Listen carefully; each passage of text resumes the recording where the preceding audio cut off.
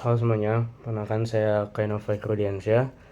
Uh, saya berasal dari program studi Teknik Robotika dan Keahlian Buatan, berasal dari Fakultas Teknologi Maju dan Multidisiplin, dan nomor induk mahasiswa saya adalah 62116305029. Dan di sini kita akan membahas mengenai fisika dasar bab 1, yakni mengenai besaran, pengukuran, dan vektor.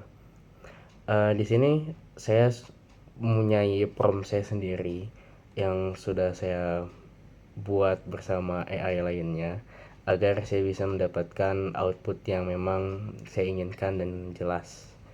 Uh, di sini saya sudah mengupload uh, seluruh promptnya dan filenya, dan saya juga sudah mengajukan seluruh pertanyaan yang saya buat. Mungkin di sini saya akan menjelaskan kenapa saya mempertanyakan hal itu dan mungkin apa yang saya dapat dari jawaban-jawaban dari ChatGPT ini.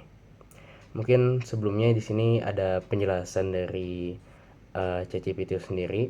Di sini menggunakan peran saya, dia menganalisis PDF yang saya inginkan, dan juga dia membuat penjelasan dengan jelas dan runut mengenai bab 1.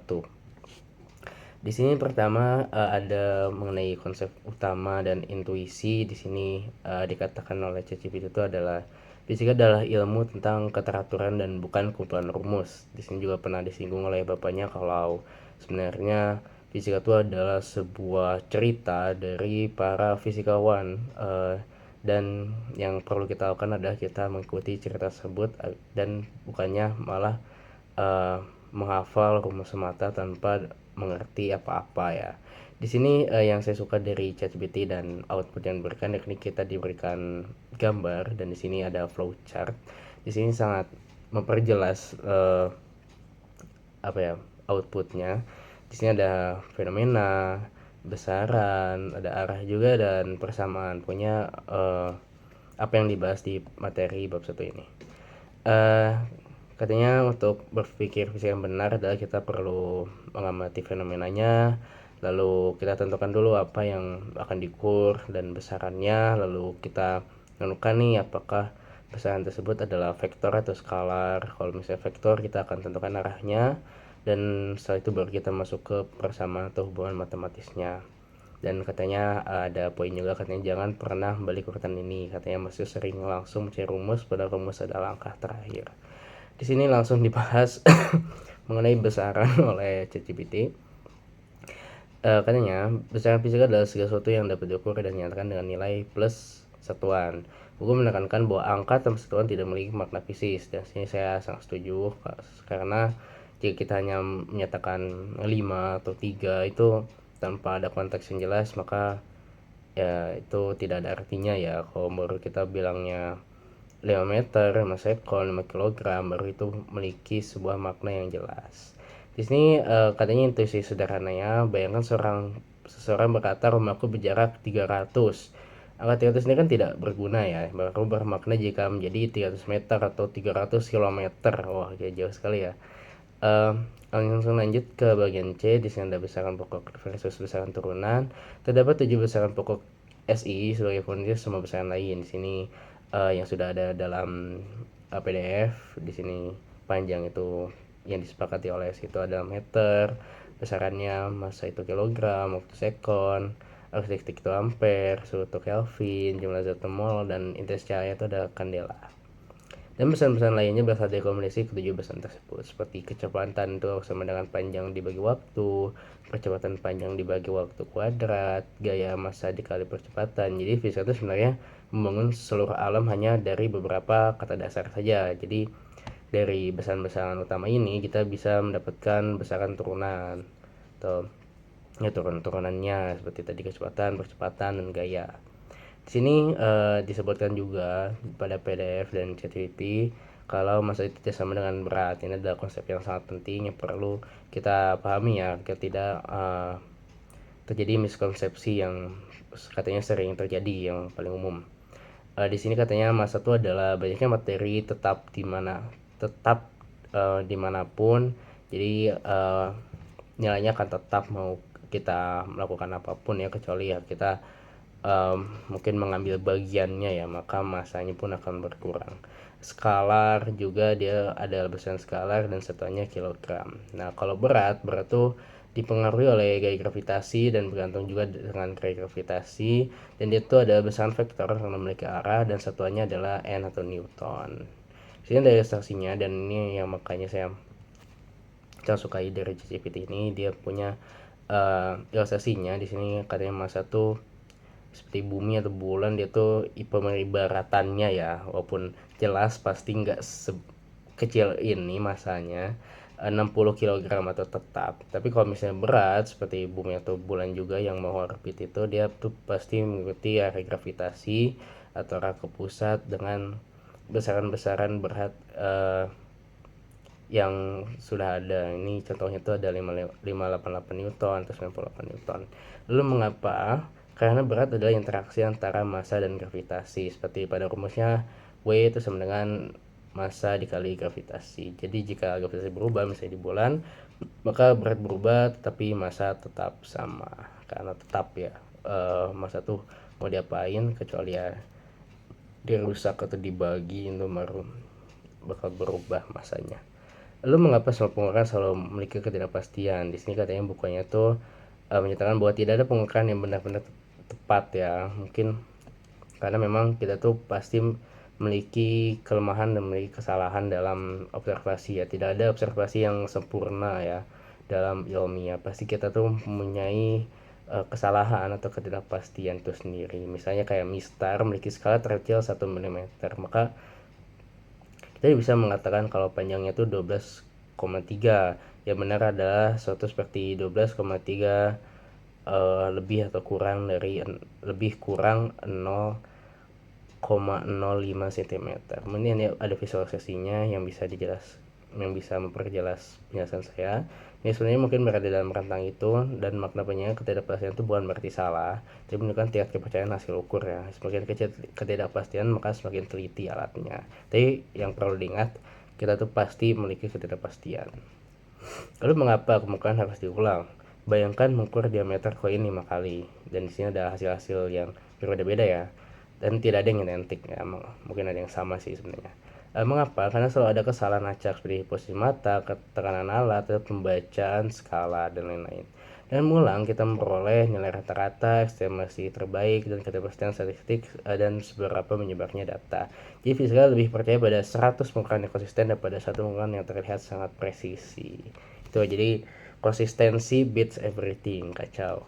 Lalu ada scalar versus vektor.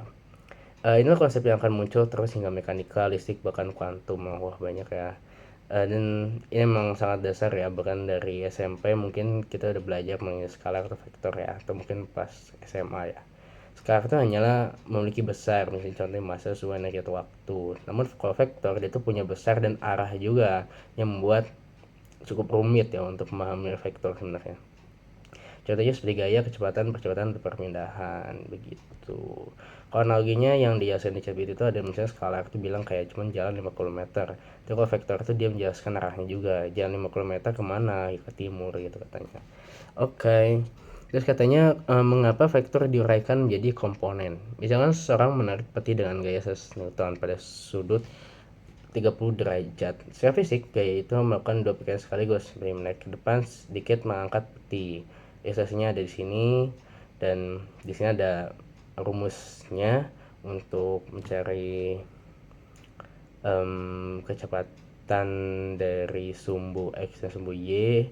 Ini Vx, ada V cos theta, dan Vy V sin theta.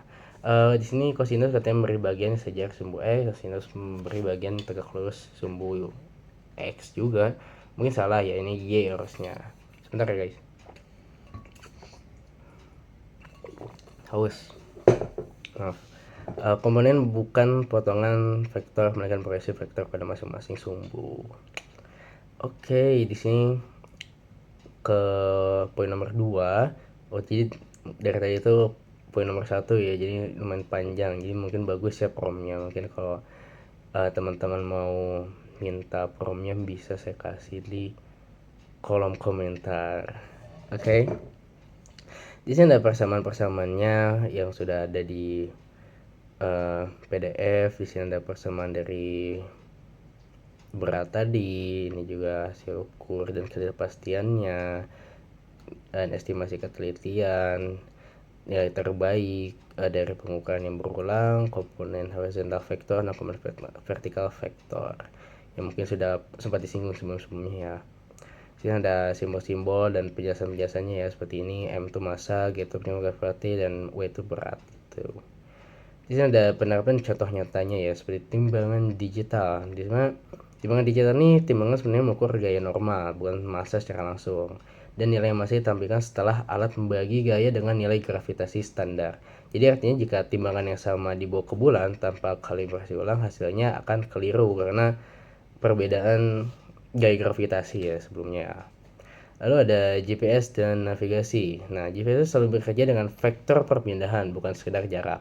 Karena itulah aplikasi navigasi mengetahui arah tujuan, bukan hanya seberapa jauh kita ke tujuan. Jadi makanya di Google Maps tuh biasanya di GPS itu pasti mengikuti arah dari ya handphone kita atau lokasi kita gitu.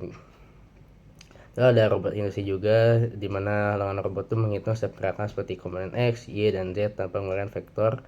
Robot tidak dapat memindahkan objek secara presisi. Ya, gitu. Dan teknik sipil, teknik sipil ya. Di sini katanya gaya pada jembatan tidak pernah bekerja dalam satu arah. Insinyur selalu menguraikan gaya menjadi komponen horizontal dan vertikal sebelum menghitung keamanan struktur. Jadi cukup rumit ya, walaupun ini mungkin pemahaman dasar ya mengenai vektor dan juga massa dan berat. Tapi dari dasar itu kita tuh bisa menciptakan jembatan dan kita bisa memahami ilmu dasar dari teknik sipil, dan itu cukup menarik ya, cukup keren sekali. Fisika itu memang adalah the king of science. Lalu ada nomor 4, poin penting dan jebakan miskonsepsi. Sini ChatGPT baik ya, memberikan kita apa ya, pencerahan untuk tidak terjadi miskonsepsi ke depannya. Ini katanya berikut adalah kesalahan yang paling sering terjadi pada mahasiswa semester 1 seperti saya, dan sebagian besar juga ditegaskan dalam buku. Katanya pertama, miskonsepsi satu adalah massa sama dengan berat, sudah dijelaskan tadi ya. Lalu miskonsepsi kedua, hasil ukur tunggal pasti benar. Nah ini kan tadi kan, kalau setiap pengukuran itu pasti ada ketidakpastian, jadi kita harus mengukur berulang kali baru mencari rata-ratanya, standar deviasinya, dan lain-lainnya agar mendapatkan nilai yang kita inginkan. Lalu ada miskonsepsi ketiga, yakni ketidakpastian bukan berarti kesalahan. Miskonsepsinya itu adalah ketidakpastian berarti kesalahan. Nah, seharusnya ketidakpastian itu bukan kesalahan, tapi ketidakpastian itu adalah hal yang lumrah dan emang pasti terjadi pada alam ini gitu ya. Jadi tidak ada yang pasti sebenarnya ya dalam pengukuran itu. Jadi pasti ada ketidakpastian, dan cara kita menyikapinya adalah kita harus konsisten untuk mengukur apa yang kita ingin ukur secara berulang kali dan secara teliti dan tepat ya. Tuh, jadi konsistensi is key and consistency beats everything. Misalkan keempat, komponen vektor di jumlah biasa. Nah, karena vektor ini cukup menarik ya, dan itu bukan hal yang sama seperti skalar. Jadi kalau misalnya kita ingin mencari, misalnya ini adalah kecepatan total mungkin ya, atau kecepatan rata-rata, dan banyak mahasiswa tuh yang mungkin menulis kecepatan itu sama dengan Vx tambah Vy, sementara kayak vektor itu tidak semudah itu kawan. Jadi kalau misalnya kita ingin mencari kecepatan, nilai dari kecepatan yang, dan kita mengetahui kecepatan di sumbu X dan kecepatan di sumbu Y, nah ini rumusnya yang ini ya guys ya. Nah, karena kedua komponen saling tegak lurus, karena kedua komponen saling tegak lurus ya, jadi harus 90 derajat. Karena kalau misalnya nggak 90 derajat, maka rumusnya pun beda lagi. Ya, dan miskonsepsi yang kelima, yakni sin dan cos bisa ditukar. Nah, jadi untuk penentuan sinus dan kosinus itu sebenarnya sudah sudah ditetapkan dari awal ya. Kalau misalnya horizontal itu pasti cos dan vertikal itu sin ya. Sebenarnya maaf ya, mungkin kalau saya bilangnya horizontal pasti cos dan vertikal pasti sin itu kadang tabu, kadang mungkin salah miskonsepsi juga, karena pada soal mungkin atau pada saat tidak nyata tuh horizontal tuh belum tentu tuh seperti ini gitu ya, belum tentu mendatar seperti ini, bisa aja miring, bisa aja eh, bahkan bisa aja mungkin seperti vertikal ya. Tapi itu bagaimana kita memandangnya, bagaimana soal meminta kita ya, lalu dan bagaimana kita menyesuaikannya pada penerapannya ya. Jadi mungkin secara umum aja, mungkin ya secara pada konsep yang paling dasar itu horizontal itu cosinus dan vertikal itu sinus. Jadi jika sudah diukur dari sumbu y, pasangan ini bisa berubah. Di sana ringkasannya ChatGPT uh, memberikan peta konsep dari segala yang sudah dijelaskan sebelumnya. Di sini Bapak dapat menjadi kalimat. Persiapan dimulai dengan penggunaan mengukur pesan secara benar, penyataan pesan dan kesulitannya lumayan hasil pesan yang memiliki arah menggunakan vektor. Di sini juga meminta pada prom untuk menyiapkan ChatGPT untuk menjawab pertanyaan-pertanyaan kritis dari saya. Di sini pertanyaan pertama saya kalau nggak salah memiliki 15 pertanyaan yang sudah saya tanyakan semua. Di sini pertanyaan saya yang pertama yakni adalah mengapa pada analisis fisika seperti kasus bidang miring yang banyak sekali ada di soal, kita boleh memutar sistem koordinat X dan Y sehingga tidak sejajar dengan garis horizontal atau vertikal bumi. Bagaimana aturan penentuan arah sumbu arah yang benar? Ini mungkin yang sudah saya jelaskan tadi ya, yang tabu itu. Jadi kita bisa mutar-mutar, kita bisa yang lurus gini tuh belum tentu dia tuh adalah yang horizontal atau dan yang tegak gini tuh belum tentu yang vertikal. Jadi kita harus menyesuaikan dengan soalnya ya. Jadi ini yang saya tanyakan, dan ini katanya adalah pertanyaan yang sangat fundamental ya. Jadi jawaban singkatnya, kita boleh memutar sistem koordinat karena sumber koordinat hanyalah alat untuk mendeskripsikan keadaan fisik, bukan benda fisik yang harus mengikuti arah horizontal atau vertikal bumi. Jadi yang penting adalah hukum fisik yang kita gunakan tetap sama dan arah positif kita definisikan secara konsisten. Dan di sini kita membedahnya ya pertanyaan saya dengan banyak konsep yang cukup menarik ya di sini. Dan saya baru tahu ya ChatGPT memiliki alat interaktif seperti ini yang dia tuh bisa mengubah-ubah nilai dan kita bisa melihat juga hasilnya ya, dan ini cukup keren karena saya baru tahu. Sistem koordinat itu sebenarnya apa? Bayangkan ada sebuah benda di atas bidang miring. Nah, benda tersebut secara fisik tidak perlu kita menggambar sebuah X dan Y kemana. Misalnya kita punya gaya gravitasi nih, Fg sama dengan mg vektor. Gravitasi secara fisik selalu mengarah ke bawah menuju pusat bumi. Kita bisa milih sistem A, X horizontal, Y vertikal, atau sistem B, X saya lupa ini apa namanya. Oke, X titik itu sama dengan sejajar bidang miring, atau Y sama dengan tegak lurus bidang miring. Nah, keduanya menggambarkan benda dan gaya fisik yang sama sebenarnya. Namanya berubah hanyalah cara kita memberikan koordinat kepada besaran-besaran tersebut. Jadi yang penting itu adalah konsisten dalam pengukuran kita ya. Mungkin yang sudah saya tekankan dan ChatGPT tekankan adalah konsistensi dalam pengukuran kita ya. Jangan merubah peraturan yang sudah kita tetapkan dari awal. Di sini diberikan juga analogi oleh ChatGPT, katanya peta dan kompas ya. Bayangkan kamu sedang melihat sebuah kota, kamu bisa membuat peta dengan utara ke atas dan timur ke kanan, tapi kamu juga bisa memutar kertas itu 30 derajat kan. Apakah jalan-jalannya berubah? Jalanannya berubah? Tidak. Apakah posisi gunung juga itu berubah? Tidak. Yang berubah hanyalah orientasi sistem koordinat yang kita gunakan untuk menggambarkan kota tersebut. Nah, hal yang sama jadi pada mekanika.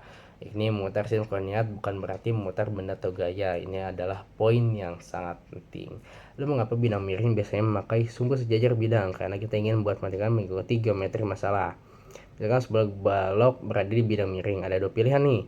Pilihan A sumbu horizontal atau vertikal, gravitasi menjadi sederhana, tapi gaya normal bidang miring menjadi miring terhadap sumbu kita. Akibatnya kita harus menguraikan gaya normal lagi. Lalu pilihan B, sumbu mengikuti bidang. Kita pilih plus X sama dengan sejajar bidang ke atas, atau plus Y tegak lurus bidang keluar dari permukaan. Nah sekarang gaya normatif menjadi sangat sederhana nih. N itu sama dengan N vektor itu sama dengan 0, N. Sementara gravitasi yang tadinya vertikal harus kita uraikan sebagai berikut. Jadi untuk perumusan persamaannya tuh menyesuaikan lagi dengan konsep yang kita gunakan pada soal itu penerapannya ya. Jadi makanya sebelumnya dibahas juga oleh ChatGPT itu kita tuh tidak boleh menghafal rumus saja, tapi kita harus memahami cerita yang ada, bagaimana masalah-masalahnya, dan juga bagaimana penerapan dan penyelesaian masalahnya, baru kita langsung membuat persamaannya gitu ya. Jadi kita harus memahami dulu nih, jangan kita terpatok pada rumus dasar yang ada. Begitulah fisika. Tapi apakah hasil fisik berubah? Sebenarnya tidak. Misalnya sebuah benda mengalami percepatan vektor A dalam koordinat horizontal vertikal seperti ini, dan dalam koordinat yang diputar seperti ini. Nilai komponennya berbeda, tapi vektor fisiknya tetap sama. Gitu guys. Jadi apakah kita bebas milih sumbu suka hati? Secara prinsip iya. Itu bukan berarti sembarangan ya. Ada beberapa aturan penting. Aturan pertama, sumbu harus membentuk sistem koordinat yang valid. Nah ini ya, harus valid. Jadi walaupun kita bisa bebas milihnya, tapi harus sesuai juga dengan bukan peraturan ya, mungkin kaidah fisika yang ada. Lalu ada aturan 2, tentukan arah positifnya. Misalnya pada bidang miring kita memilih plus X yang menanjak atau plus Y jauh dari bidang miring, maka otomatis seperti kalau menuruni bidang maka X nya bakal jadi min, dan kalau menuruni bidang ya, dan kalau menuju bidang jadi min ya. Jadi kita harus konsisten ya. Kalau begitu bolehkah saya beli plus X menuruni bidang? Boleh banget, tapi ya kita juga harus menyesuaikan dengan nantinya pada perumusannya, pada persamaannya, dan pada pemilihan nilainya ya. Jadi kalau misalnya nanti plus X itu menuruni bidang, artinya nanti kalau misalnya menanjak, artinya itu bakal jadi min X begitu, dan seterusnya. Dan ada aturan 3, pilih sumbu yang menyederhanakan masalah. Ini masih dapat pastikan ini ada strategi pedoman matematis. Misalnya kalau X bidang, saya lupa istilah ini apa. Ini tuh kalau tegak lurus yang ini, dan ini saya lupa. Sejajar mungkin ya. Misalnya X itu sejajar bidang dan dia tegak lurus bidang. Kenapa? Karena gaya kontak permukaan memiliki arah. Jadi kalau normatif sepanjang Y dan geser sepanjang X, sehingga persamaan Newton menjadi jauh lebih bersih. Saya tambah gesekan nih. Tidak percepatan menembus bidang, sehingga N min mg cos theta sama dengan 0, dan N itu sama dengan mg cos theta, dan sebuah X itu seperti ini gitu. Dan aturan 4 juga, semua vektor harus dipariskan ke sistem koordinat yang sama dan tidak boleh berbeda-beda ya. Makanya soalnya kalau berbeda maka beda lagi nilainya, beda lagi rumusnya, beda lagi cara penyelesaian masalahnya.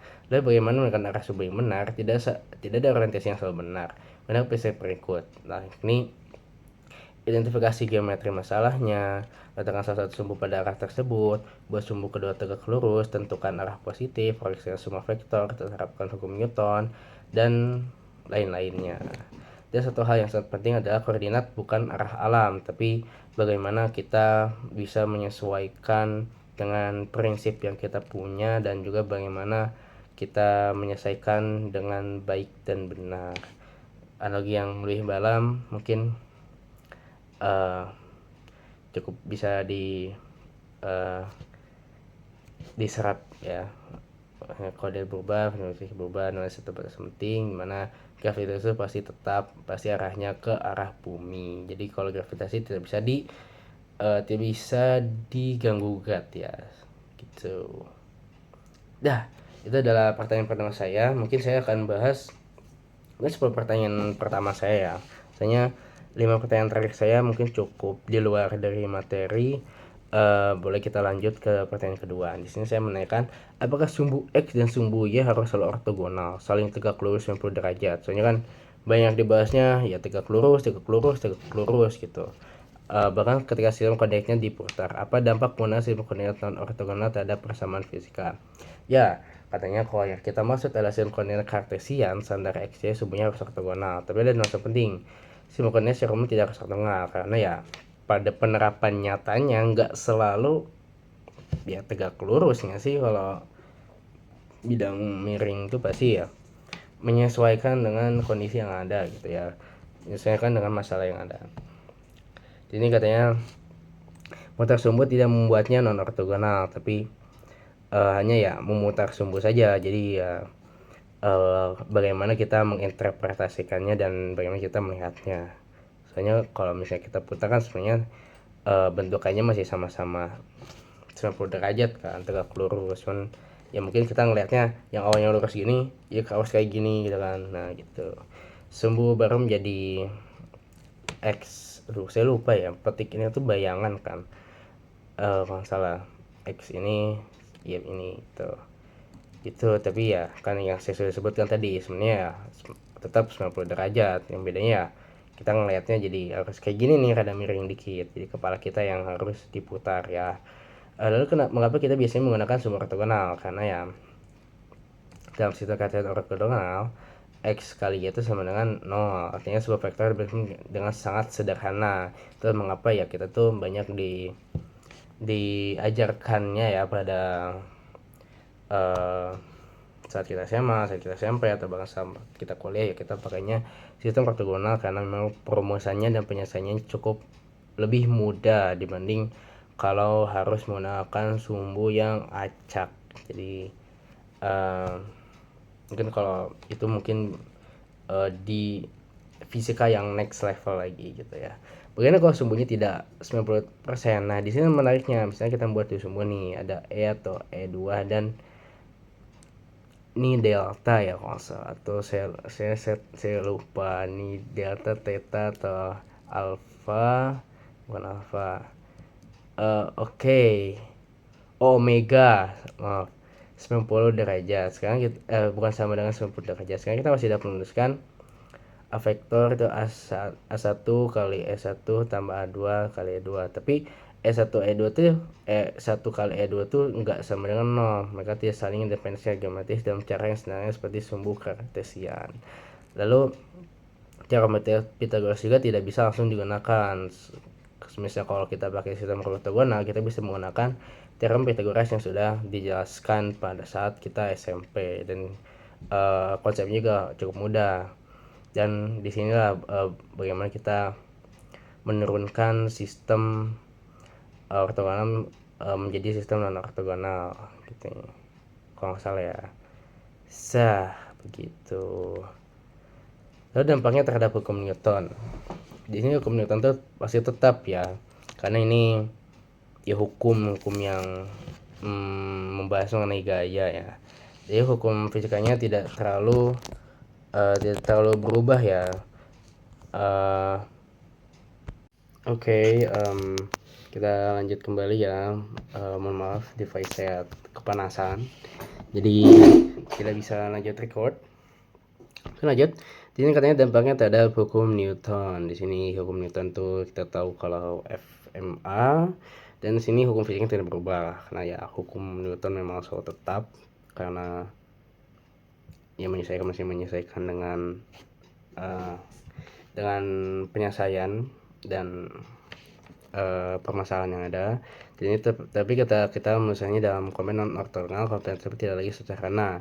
Misalnya fx seperti fx max atau fy may. Mengapa? Karena basis vektornya tidak ortogonal. Misalkan f1 e1 f2 e2 dan vektor ini, karena secara vektor f vektor itu sama dengan m a vektor. Nah, karena E1 dan E2 merupakan basis independen, kita masih bisa mendapatkan F1 sama dengan MA1 dan F2 MA2. Tapi hati-hati, F1 dan F2 di sini adalah koefisien terhadap basis, bukan suatu proyeksi tegak lurus seperti Fx dan Fy. Jadi perlu dicari lagi ya. Dan 6 komponen tidak selalu berarti proyeksi. Basis ortogonal, kita sering tidak sadar bahwa dua konsep ini bertepatan, dan misalnya A vektor itu AX X dan tambah AYY. Karena X kali Y sama dengan 0, kita dapat mengambil AX sama dengan A vektor kali X dan AY sama dengan A vektor kali Y. Nah, jadi koefisien sama dengan proyeksi. Tapi pada sistem non ortogonal, karena E1 kali E2 itu tidak sama dengan 0, sehingga A1 itu tidak sama dengan A kali E1 secara umum. Ini salah satu alasan koordinat non-ortogonal lebih merepotkan. Lalu mengapa tidak selalu menggunakan koordinat non-ortogonal? Karena biasanya tidak ada keuntungan cukup besar untuk mengimbangi kerumitannya ya. Sini kita bisa melihat rumus-rumusnya, dan tadi koordinat non-ortogonal benar-benar digunakan dalam fisika. Ya, ini bukan sistem yang salah, tapi sistem koordinat dipilih berdasarkan geometri masalah. Dalam fisika dan matematika lanjut, kita mengenal berbagai sistem koordinat termasuk sistem yang tidak ortogonal. Pada sistem koordinat non-kartesian seperti koordinat polar ya. Mereka basis yang berubah arah terhadap posisi. Namun dalam bahasa yang lebih umum, fisika tidak mensyaratkan koordinat kartesian. Yang penting adalah kita mampu memperhatikan objek fisik dan hukum fisiknya dengan benar. Namun memang banyak dipakainya kalau dalam soal itu adalah penggunaan kartesian, karena memang lebih mudah dipahami dan lebih mudah untuk dikerjakan ya dibanding koordinat ortogonal ya, seperti yang disebutkan tadi. Katanya koordinat ortogonal itu tidak memberikan keuntungan yang sama dengan kerumitan yang dia berikan gitu ya. Dan ada satu perbedaan yang sangat penting, yakni ada rotasi versus deformasi. Ini ada cara paling mudah untuk mengenalnya nih dari ChatGPT. Katanya kalau mau taruh koordinat itu misalnya y x ini kemudian diputar menjadi seperti ini, sudutnya tetap jadi 90 derajat kalau diputar ya. Putar itu set, diputar gini, nah kan semuanya tetap ini tetap ya, bentuknya tetap. Mungkin kalau di ilustrasinya mungkin kurang tepat ya, tapi kalau membuat koordinat non ortogonal seperti ini, tapi sekarang XY itu sama dengan 90 derajat, jadi ini yang dimaksud mungkin deformasi ya. Oke. Kita tidak hanya memastikan, kita mengubah struktur geometrinya menjadi oblik ya. Oke, saya lupa oblik itu maksudnya apa, mungkin bisa dijawab ya di kolom komentar. Oke, jadi apakah ada aturan alam bahwa X dan Y harus 90 derajat? Tidak, yang sudah disebutkan berkali-kali bahwa ya pada penerapan ini nyata kita tidak selalu bisa mengharapkan permasalahan yang ada tuh sama atau sesuai dengan soal-soal atau yang kita pelajari sama pembelajaran di ranah akademik ya. Jadi pasti random lah, pasti acak. Jadi X dan Y itu dalam konteks ini X dan Y itu pasti enggak harus 90 derajat. Dimana disebutkan yang ada adalah koordinat kartesian disebutkan menggunakan sumbu yang saling tegak lurus, dan kartesian itu adalah koordinat yang saling tegak lurus gitu. Dan kalau misalnya ada yang mengatakan saya menggunakan basis koordinat oblik, maka artinya X dan Y itu tidak tegak lurus. Ini ada hubungan kembali dengan bidang miring sini, prinsip yang paling fundamental yang mungkin sudah dibahas. Mungkin ini kesimpulan ya. Oke, cukup nge-lag, dan di sini ada kesimpulannya. Oke, lanjut ke pertanyaan ketiga di sini. Apakah rumus dekomposisi vektor Vx, V cos theta, dan Vy sama dengan V sin theta hanya berlaku pada sistem koordinat ortogonal? Mengapa rumus trigonometri dasar tersebut tidak dapat langsung digunakan pada koordinat non ortogonal? Di sini sebenarnya udah jawab ya sebelumnya di atas ya, tapi ya saya menanyakan kembali untuk mengonfirmasi kembali ya mengenai rumus dekomposisi dan perbedaannya dari rumus yang dipakai pada sumbu ortogonal dan koordinat yang non ortogonal. Di sini jawab juga pada sistem koordinat ortogonal seperti yang sudah jelaskan juga. Sini sebenarnya masih sama yang di atas jawabannya. Mungkin kita coba cek lagi, mungkin ada yang berbeda ya. Tadi kalau ini alfanya tidak sama 90 derajat, maka jadi berbeda lagi, tidak sama dengan 90 derajat. Maka ada jamakan menarik dengan proyeksi vektor pada suatu arah besar V sepanjang arah X. Oke, tetap benar. Dan ini tadi rumusnya sudah kita bahas di atas. Kita bisa melihat secara geometris, ada pembuktiannya. Oke, ini bagaimana kita mendapatkan rumus koordinat ortogonal kita sudah bahas juga di atas sebelumnya. Mungkin ini lebih jelasnya ya. Wah, ini bagaimana kita menurunkan rumus ortogonal menjadi rumus non ortogonal, dan cukup cukup rumit ya, tapi untungnya kita mungkin perlu mengerti pada bagian yang sudah dikotakin oleh ChatGPT. Dan sekarang kita lihat yang paling terjadi jika alfanya menjadi 90 derajat ya, menjadi sumbu kartesius, sumbu ortogonal.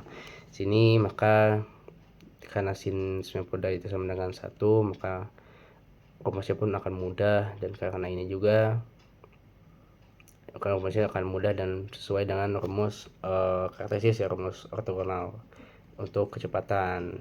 Oke. Jadi sin dan cos sebenarnya tidak hilang ya. Jadi kalau tidak boleh menggunakan sinus dan cos itu salah ya. Itu pemahaman yang salah yang saya pertanyakan salah ya. Sini ada hubungan dengan bidang miringnya. Ini mengenai perputaran tadi sudah dibahas.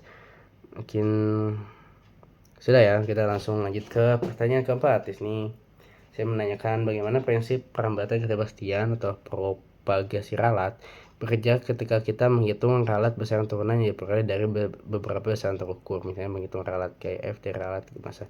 Nah ini saya menanyakan apakah kita bisa menemukan total, kalau saya yang saya lupa lagi, ini saya mempertanyakan itu apakah jumlah dari ketidakpastian besaran dari penjumlahan ketidakpastian turunan, ya sebenarnya itu ya yang saya tanyakan. Ini saya sudah lama kalau salah mempertanyakan ini. Oke, di sini dia jawab juga ya, ini akan berdasarkan kalau bisa kita mereka itu banyak melakukan tapi tidak memberikan kualifikasi dengan rumus tentuan. Jadi dalam rekomendasi besaran lain gitu. Jadi kita tidak bisa langsung menjumlahkan ketidakpastian turunan untuk mendapatkan total ketidakpastian yang besarannya ya. Jadi kita tetap harus menghitung secara manual atau dengan rumus yang sudah ada. Oke, ya saya mau ke masa ini tidak, karena nah ini dicontohkan juga ya dalam kasus mencari gaya dari ini contohnya nilai massa dan gaya gravitasinya dengan ketidakpastiannya. Oke, sip. Dan karena M tidak benar dikata tepat dan jika tidak benar maka F juga tidak secara tepat. Jadi ditulisnya kita harus mencari ininya ya secara tepat gitu. M massa, min, M max, G 980. Sip. Oke. Mungkin sebenarnya karena saya baru sadar ternyata durasinya cukup lama ya saya pengambilan video ini, mungkin untuk penjelasan dari jawabannya bisa dibaca sendiri. Saya akan scroll secara pelan agar durasinya juga tidak terlalu lama ya, dan saya cuma menjelaskan pertanyaan yang saya ajukan saja. Oke, ini masa cukup panjang ya, walaupun yang saya pertanyakan mungkin cukup basic, tapi ChatGPT ini benar-benar mendalami pertanyaan saya dan memberikan jawaban yang cukup menarik ya, cukup menarik sekali. Oke. Dan ternyata saya lupa memvideokan ini ya. Saya lupa memvideokan layar saya. Jadi mungkin saya akan coba dari atas lagi. Saya hanya perlihatkan aja ya, mungkin ini karena saya lupa. Oke, sedikit nge-lag. Oke, ini mengenai dekomposisi yang tadi, mana yang tadi kita tuh membahas dari awal itu di bawah sini lah ya. Saya coba mengulas kembali, mungkin enggak sih, mungkin saya akan men-scroll saja. Oke.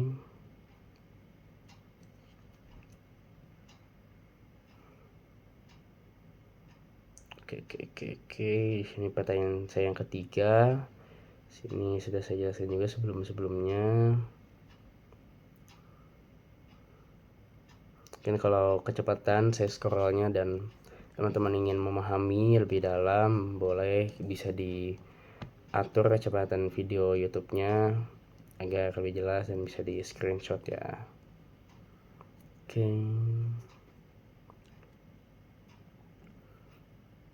Sip. Ini cukup menarik ya pembahasannya ya, walaupun mungkin jujur saya pun tidak terlalu paham ya untuk penjelasan-penjelasan paling akhirnya, karena mungkin bukan pada ranah saya atau mungkin belum ya. Di sini saya menanyakan nomor 5, mengapa ada berdasarkan fisika yang tidak memiliki satuan dimensi atau dimensionless quantity seperti koefisien Gaussian atau indeks bias. Apa makna fisik dari berdasarkan tersebut? Jadi saya memahami, saya ingat kalau ada suatu besaran atau ya besaran pada fisika itu memiliki satuan atau dimensi. Jadi cukup unik ya, padahal besaran itu pasti memiliki, setahu saya itu punya dimensi-dimensinya sendiri, dan karena dimensi itulah kita memiliki aturan dalam perumusan itu ya. Sini inti jawaban dari ini katanya besaran dimensionless bukan berarti tidak punya makna fisik. Ya berarti nilai besaran tersebut tidak membutuhkan dimensi dasar seperti panjang, masa, atau waktu untuk mendefinisikannya. Jadi keren ya, mungkin ini besaran dimensionless ini sangat sigma gitu. Jadi dia tuh tidak perlu maaf ini menggunakan kata yang tidak formal ya. Itu unik khusus. Sini apa sih dimensi nih yang sudah saya sebutkan, seperti M buat massa, kecepatan V.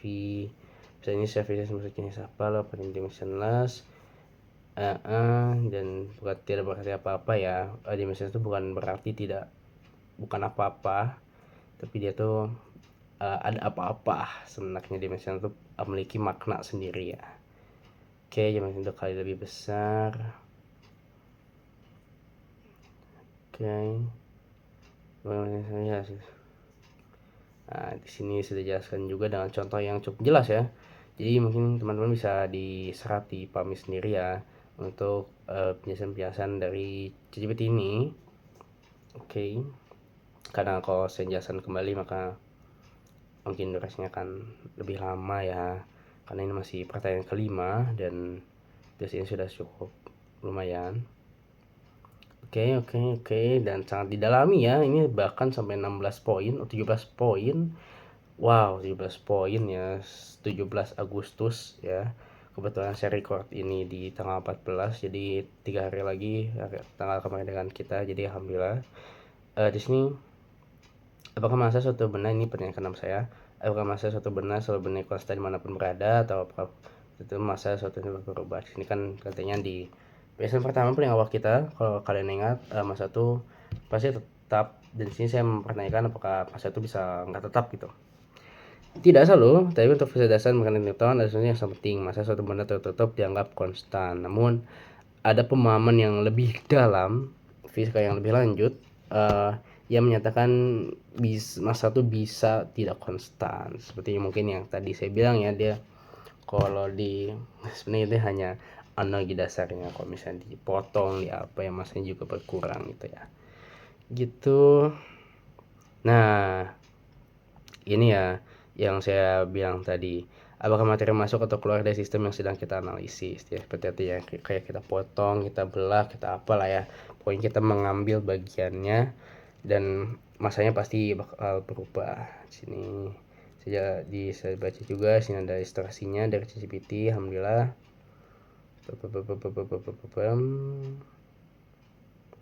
Teman-teman bisa dipahami sendiri. Kalau ada yang perlu didiskusikan, kita bisa diskusi di bawah ya, di santai saja lah. Oke.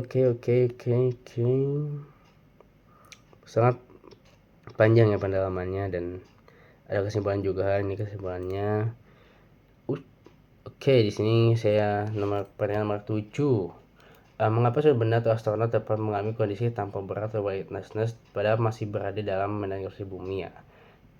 Ini konsep yang paling sering mendengar miskonstruksi dalam mekanika katanya, dimana tanpa berat bukan berarti gaya gravitasi bumi menjadi nol. Kan kalau astronot tuh bisa melayang ya, artinya mungkin secara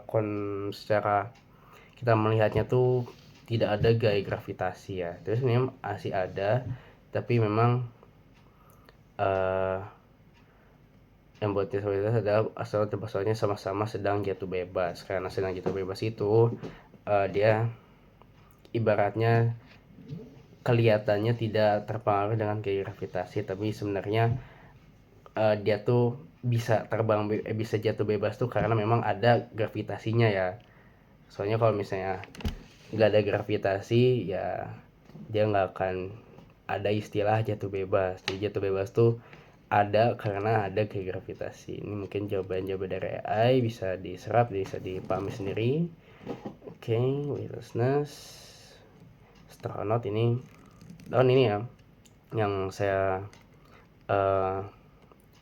kagum, yakni fisika dasar. Bahkan baru bab 1 ya, fisika dasar saja ini sudah bisa mencapai pada ranah astronomi ya, astronot bukan astronomi ya, mungkin ya pokoknya pada ranah luar angkasa lah astronot, dan itu cukup keren menurut saya dan bisa membuktikan bahwa fisika adalah king of science dan kita perlu bangga dan perlu semangat belajar fisika.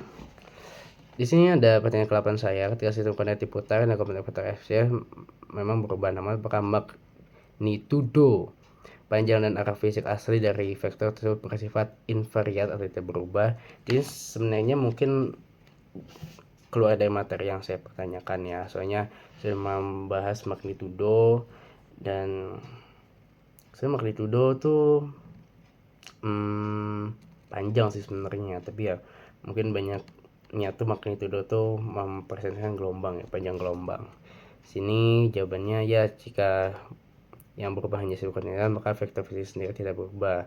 Ini boleh cari kita mempresentasikan vektor tersebut dan koordinat. Sini sudah dibahas di atas ya, namun memang saya pertanyakan kembali agar dapat mengkonfirmasi ya apa yang saya pahami ya, apa yang saya menerka-terka ya.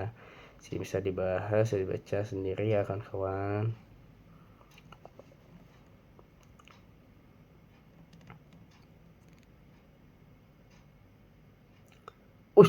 Hilang nih.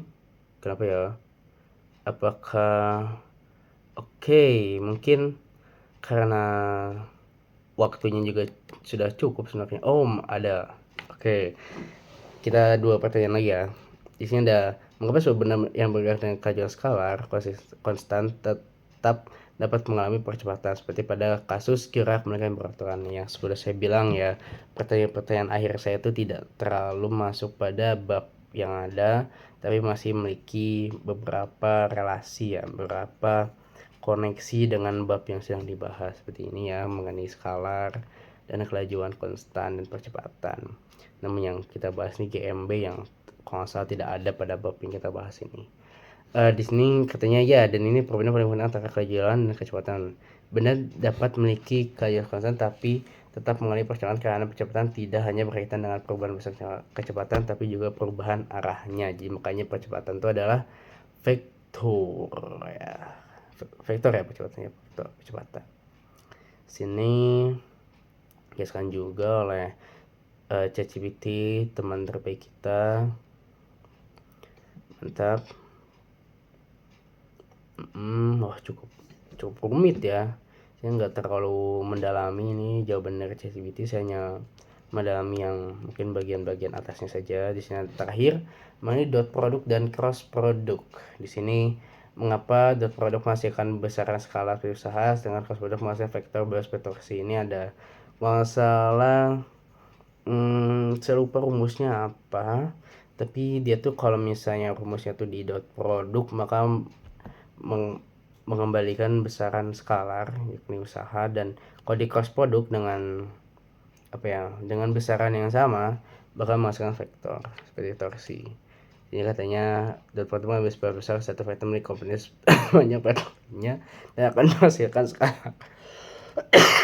Dan cross produk adalah mengambil sebuah kode vektor saling menyerang secara tegak lurus sekaligus menghasilkan arah baru yang tegak lurus terhadap keduanya, dan ini menghasilkan vektor. Di sini ada penjelasan mengenai dot dan cross product, walaupun memang kayaknya masih belum masuk ke materi yang dibahas ya, tapi tidak apa-apa. Di sini saya akan scroll. Sip. Sini ada pertanyaan ke sebelah saya, jadi mungkin sekian saja ya, mungkin ini bisa dilihat juga ini sini saya mungkin coba scroll ya untuk menjadi bukti kalau saya memang saya mempertanyakan cukup banyak hal ya, dan ini mungkin nge-lag ya lag sekali. Bisa jadi di sini juga ya, ini pertanyaan-pertanyaan saya di bawah cukup banyak ya. Mungkin segitu ya. Saya mengucapkan terima kasih banyak kepada kalian yang sudah menonton video saya dan penjelasan saya mungkin yang masih kurang jelas. Jadi saya ingin mengucapkan terima kasih banyak sekali lagi, dan mohon maaf apabila ada kata-kata yang kurang berkenan atau kata-kata yang mungkin yang kurang jelas untuk dipahami ya. Jika ada yang ingin tanyakan atau ingin didiskusikan, boleh banget di chat di bawah. Dan terima kasih banyak. Selamat pagi, siang, sore, malam semuanya. Saya pamit undur diri. Wassalamualaikum warahmatullahi wabarakatuh.